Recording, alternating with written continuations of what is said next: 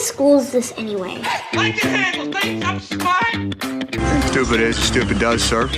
But have you considered that he might just be that good? Not this good. Welcome to the Mr. IQ Podcast. Here's your host, Chip Franklin. The 1918 pandemic caused the global deaths of probably 50 and maybe up to 100 million people, making it the worst natural disaster in all of recorded human history. That was 100 years ago, and it appears we've learned very little. Although the worldwide total will be far less than the Spanish flu, well, hopefully, as we struggle through COVID, the masks, the distancing, the vaccines, my questions are less about this pandemic, but future events. Mataba is only spread through direct human contact. Now, you said that yourself, Sam. I know what I told you, but now I'm telling you we're facing a new strain. It spreads like the flu. Impossible. Fine. Go to the hospital, check it out yourself. Go without a mask, you'll see more clearly. That's from the movie Outbreak. And what makes SARS-CoV-2 different is it's not that deadly. But that's the real fear. What if SARS or MERS or another deadly virus had the transmissibility of this one? On my podcast with climate scientist Michael Mann, we spoke of climate change effects on every aspect of our lives, including pandemics, and it was both disconcerting and hopeful. The good news is a virus cannot live without a host, so hopefully it would never destroy all of the hosts, right? But the real hope is that we can understand the past, or in this case, the present, so we might just save the future. Professor Frank Snowden is a professor emeritus of history and history of medicine at Yale University. His previous books include The Conquest of Malaria and Naples in the Time of Cholera. His latest, though, is Epidemics and Society. And he's been kind enough to join me in this discussion. So, Professor, fundamentally, what is the difference between this pandemic and the Spanish flu of 1918? Actually, I think they're really fundamentally different. It seems to many people as though the Spanish influenza is a sort of predecessor and that we should look to it for the lessons that we need to learn to apply this time around. But I think that's terribly misleading because the Spanish influenza was actually driven by total warfare.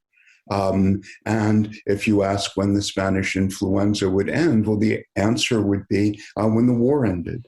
That does not apply at all, thank God, to COVID-19, which is in fact not driven in any similar way. It's the product of globalization and all that implies in terms of intense interconnectivity, and that didn't exist in 1918. There wasn't a world market yet. There was not the internet.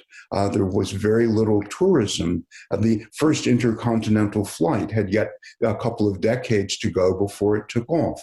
So it was a world that was much less in population, much less. We have COVID-19 in large part because of climate change and our destruction of the environment and the extraordinary density of our population as we approach 8 billion people in the world. Soon they'll be standing room only.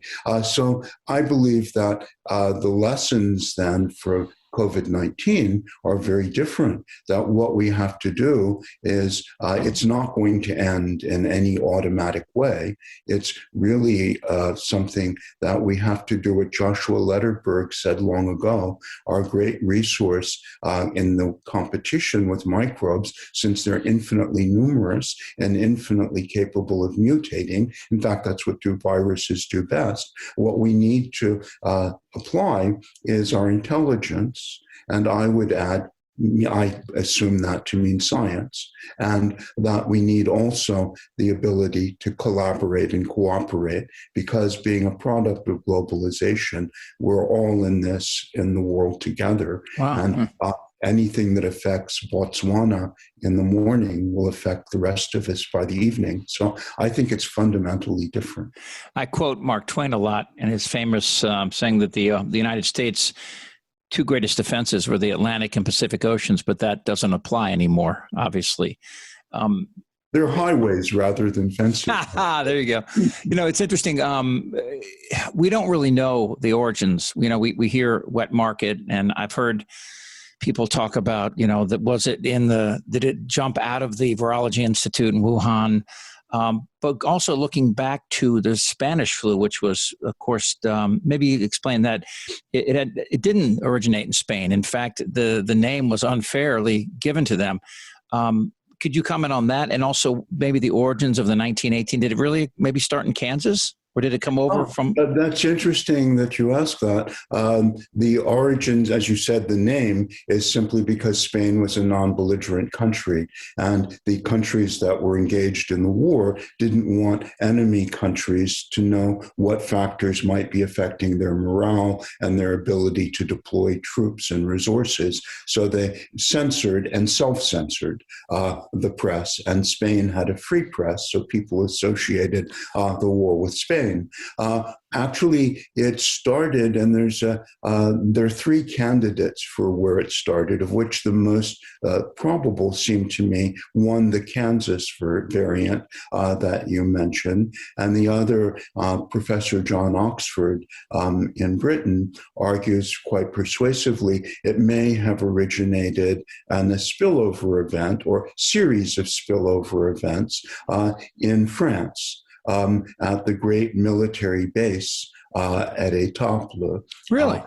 Yes, and that was a place where birds migrated near, and it was a place where you had these 100,000 young men, and also they had lots of pigs. That they were future food for the 100,000 young men living in terrible conditions, and many of them fresh from the trenches and passing through lots of people that way. And so it was an ideal environment for migrating birds to pass on the microbe, perhaps to the pigs, perhaps directly to the people, one doesn't know, or else something similar happened in Camp Funston in Kansas. And those are the two most, I think, reasonable ideas of how it got to us. Interesting. So when you say, so there were like swine, and in this other particular case, we're talking about possible bats. How does that jump actually occur? I read something not long ago how SARS-CoV-2 may have been around for a couple of years, and it had been making that jump before. It wasn't successful in our body at being able to penetrate the cells at that receptor site. Is there evidence, number one, that, well, explain to me just how it does. Does it the proximity, or do you have to actually eat the animal? How does the virus get into a human? Right. And that, too, is something that's being investigated as we speak. In fact, the WHO team is now looking into the origins that way. And it seems that this is largely a factor. There's nothing wrong with the bats. They happen to be reservoirs of thousands of different coronaviruses, so they are important from a health point of view in that way. But nothing bad happens until humans do bad things to bats by invading their habitat, destroying it, and driving them closer to human settlements and human farming. The spillover, one of the things that's being discussed is whether it happened directly from bats to humans, perhaps through dietary preferences for, we call it bushmeat if it's not what we're used to. We call it game if it's the animals that we like to eat and they're not used to. But in any case, it could be, or from the hunters dealing with the animals, or another possibility is that it was brought, bats were often brought to the wet market in Wuhan, and there they were in cages in terribly unsanitary conditions where their droppings fell upon other animals, and people think it may well have infected pangolins as an intermediate host, which was also much prized in the Huanan market. And so whether this was from a pangolin indirectly or from a bat directly, it's clear that it does come from bats, and that there, as you said, this was not a first time ever, that this had been a sort of ongoing process, but it was on these occasions in December or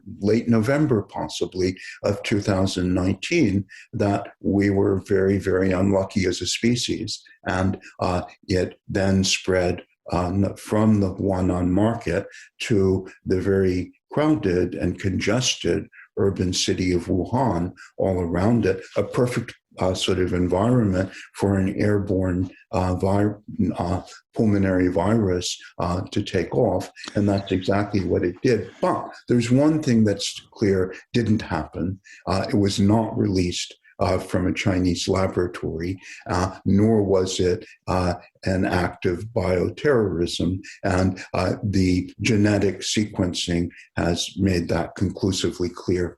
Yeah, I've read that. I saw some people on Bill Maher's show the other night. They had written a book.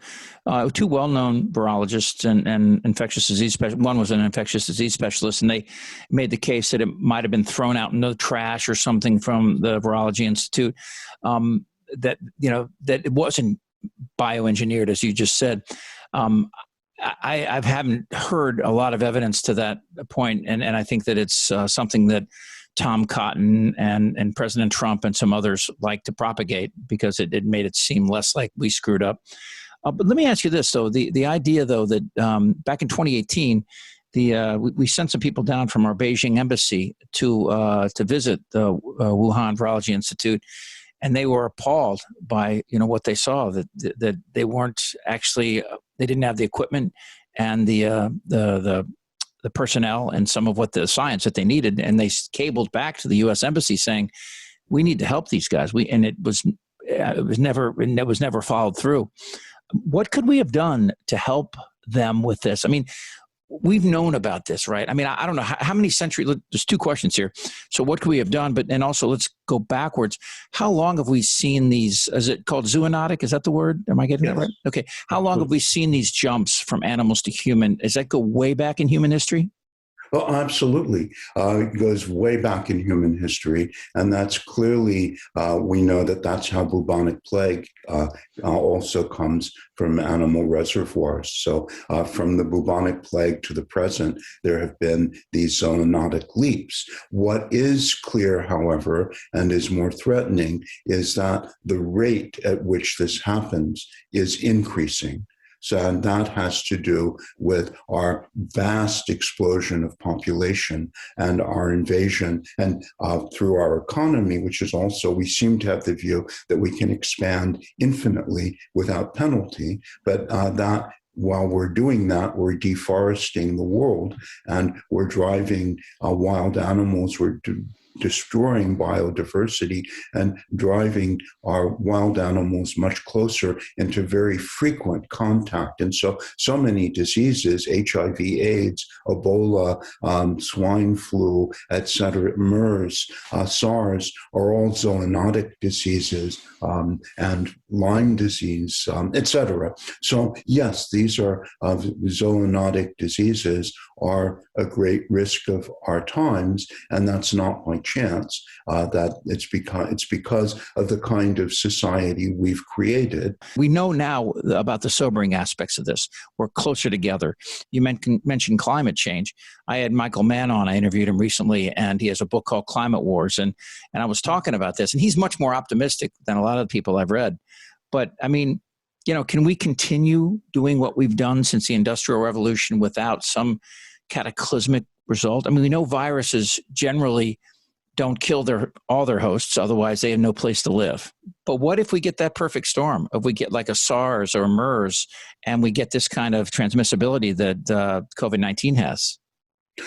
There's no reason in principle that couldn't happen. And here I'm not preaching the apocalypse, which is something I'm neither predicting nor expecting, and definitely hoping against hope will never happen. But vulnerability is a different matter. And I think we're immensely vulnerable in the manner that you're just talking about to these viral diseases. That's because we have created the conditions which they reach people, and we've created a wonderful environment in which they can thrive in our mega cities, and in particularly also in poverty, the pollution in the air that makes people also vulnerable. And then we have mass tourism, mass trade, mass investment that link us all together. So those are all avenues that we, as a society, have created. The good news is that since we've created those pathways, that, as you say, the virus has no agency. It merely creates avenues that we create. If we've created those pathways, we can also prevent them using them.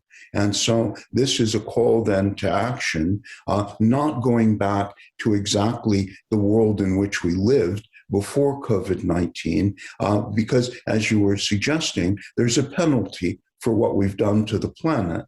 And the penalty is that we now have a situation that simply isn't sustainable. And that doesn't mean we all have to throw up our hands and despair. It means that we have to use our heads and cooperate together as a world to try to make certain that we change our way of life in certain very fundamental ways, our relationship with the environment and deforestation, our relationship with climate change, our relationship with each other in terms of ever-growing poverty and inequality. And also we need to post sentinels. We know where we're vulnerable, the potential hotspots are likely to be, and there can be sentinels posted checking to see if these spillover events are actually occurring and be ahead of the curve when they do. So I don't think we need to be filled with despair. It's the opposite. We need to resolve that this is something that we can do something about. Science and the history of public health have provided us with very usable, workable tools and insights. And shame on us if we're again as vulnerable in the future as we were this time, because we shouldn't have been vulnerable this time. We're talking to Professor Frank Snowden and his book, Epidemics in Society, which chronicles, I think, man as much as it does the virus. Let me ask you a question. If you had known what we know right now back in March of 2020, what would you have recommended in terms of epidemiological solutions and international tension? Well, in terms of epidemiological solutions, I would certainly have recommended very vigorous application of the instruments that were invented in the Renaissance to deal with bubonic plague, and that were also effective when they were applied against the Spanish influenza. And those have to do with social distancing, banning of mass congregate gatherings, the vigorous hand hygiene, the wearing of face masks, the closing of those bars and restaurants that are super spreader possibilities for the disease. So there was large numbers of epidemiological interventions that we know to be effective, have proven to be effective, and that unfortunately we haven't been willing to sustain, and we've been divided about them in our country, as in many others. It's not just an American affliction, but... So it's politics. I mean, if Trump had this ability, which he doesn't, back in March to say, wear a mask and be a hero. We're going to make these masks. We're going to write hero on them. And you wear a mask and you save lives. Turned it into a macho thing. We don't seem to really understand. 500,000 deaths later, we're still not really fully getting a grip on this. And I mean, part of me thinks that a representative democracy has a hard time getting through like this because there's too many chefs. I mean, if we had one leader who had the kind of, like with Trump, he had this mandate with his people. I mean, if he had come out and said this, I have no doubt that we could have seen different numbers. Or if we'd shut down, what if we'd shut down the country for 30 days, like in April? Could that have had an effect? That would have had a huge effect. And it's a tragedy that this was politically impossible, because it would have saved so many of those lives and those infections. And it would also, perhaps, one reason we didn't do it was the short-sighted view that, this would be bad for our economy. Actually, what we did in not closing down was much worse, as we're seeing, and extends the disease, plus hurts the economy. But there's something else it does, which is that it allows much more opportunity ability for the virus to mutate. And that's one of the reasons we ourselves as a society have actually generated a lot of the opportunity for the disease to produce these different variants that are now much more problematic to control. So it was failure to do that that also drove the disease in ways that make it much more difficult to manage. So yes, we needed that sort of leadership. And I don't think it's a matter of democracy versus authoritarianism, because there have been democratic societies that, compared with our country, have been absolute models. I mean, think of Taiwan or South Japan. Korea. Japan, Iceland. Denmark. These are democracies that did infinitely better than we've been able to do, sadly. Viruses mutate and they change. They become less lethal, it seems, over time. And we don't have that kind of growth because things change. HIV was a great example. We changed our behavior and we were able to, even though we couldn't create a vaccine, now through these antiviral cocktails, we can slow the growth and even stop the spread of HIV. I wonder here in the United States with so many millions of people and this idea of freedom being it's such a core, like you can't tell me what to do. I have these freedoms. You can't take them away. That seems to be the heart of this resistance. How do you get that message to people? And the reason I bring it back, 100 years ago, we could do things that you can't do today because of social media and because of groups that are really good at spreading this anti-authoritarian propaganda.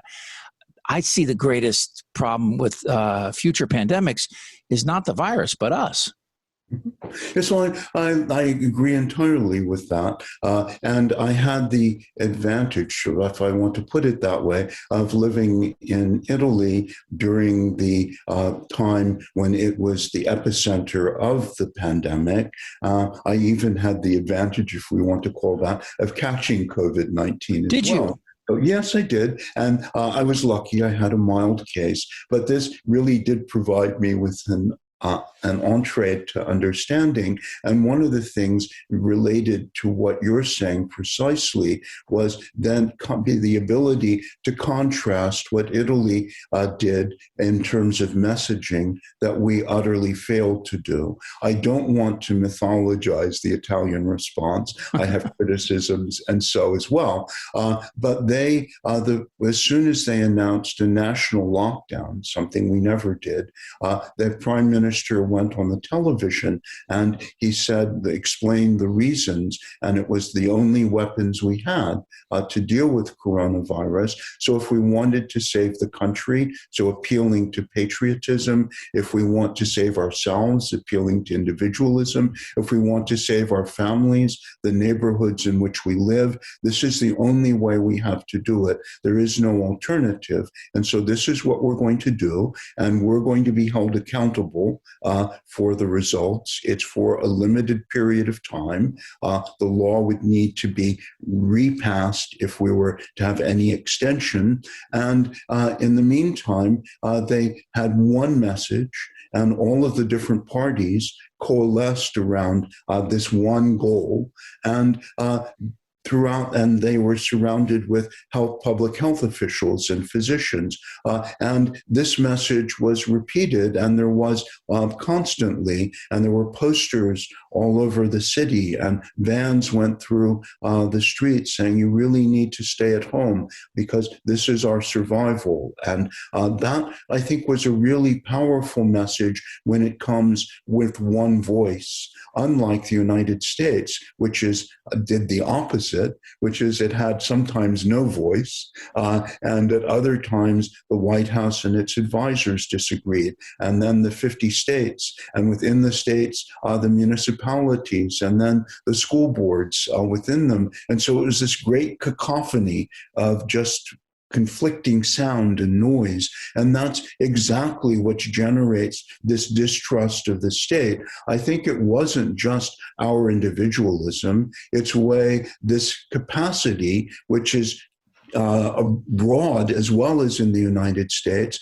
that's stimulated by the response that we had. Who would have trusted did anyone during our response, because simply we weren't being told the truth at any stage. And the government didn't treat us as adult human beings who need to know the truth, and public health can't act on the basis of lies and half-truths. They need real information in real time, and that was withheld.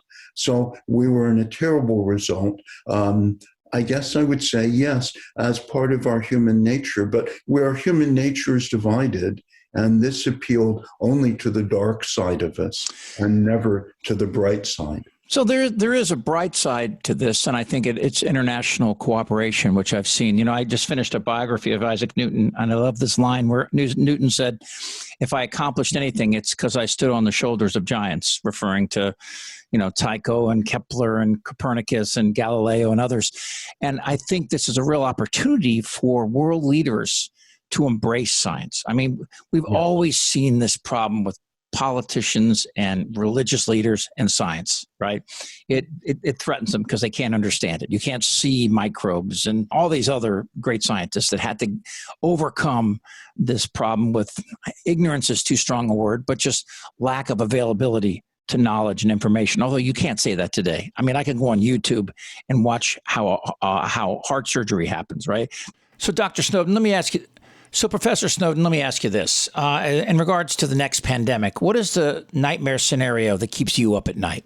My greatest worry, I suppose, is that we learn nothing from this experience, and we find ourselves not utterly decimated by COVID-19. But this isn't the last time, unless we do things, that we'll have a challenge. And we may have a challenge by a virus that, as you said, is as transmissible as COVID-19, but as lethal as Ebola, who knows?